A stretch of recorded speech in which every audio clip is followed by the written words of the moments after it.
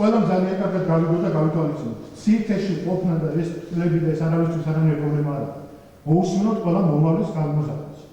ხვალ ველას გარანტიას გასცემ. სრული ამ სიტყვის მნიშვნელობა.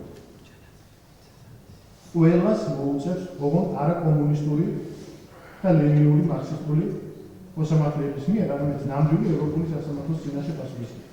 ყველა მუცი ჩაიქება და ყველა მუცი ტრასას არის. ყველა მოწმეს, ყველა რაუნდზე, ყველა ბოლოს. აი ესე გავაკეთოთ. და თქვენ ბატონო მოსამართლე, ესენი არიან რეფორმისტები და აღნიშნული პროკურორები. რეფორმა საქართველოში, სამწუხაროდ, ჩატარდა ყველაფერს. ჩვენ გადავკეთეთ წელში კორუფცია. ხო, აღარ არის კორუფცია. ფაქტია, ეს რეფორმა ჩატარდა. ჩვენ დავაჩუქეთ კრიმინალი, ეს რეფორმა ჩატარდა. მაგრამ არავის უთქვამს, რომ ჩვენ შევძელით პოლიტიკური კონიუნქტურისგან პოსტსაბჭოთა სისტემიდან სასამართლოს განთავისუფლება. ეს რეფორმა არ ჩატარდა.